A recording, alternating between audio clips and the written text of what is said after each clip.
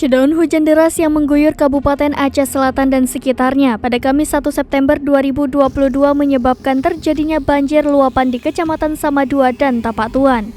Bahkan, menurut laporan satu unit rumah sekaligus kedai kopi milik Fauzan berusia 45 tahun di lokasi objek wisata di kawasan air dingin, Gampong Bate Tunggai, Kecamatan Samadua dilaporkan ambruk dihantam banjir luapan. Untuk diketahui, hujan deras disertai angin kencang melanda Aceh Selatan sejak pagi hari.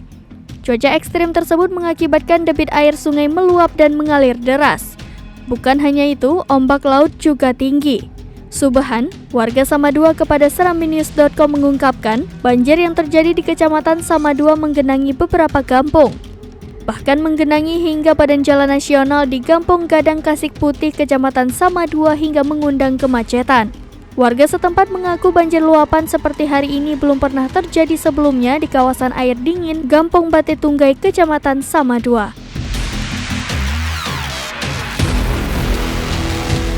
Di Simpang 4 Samadua.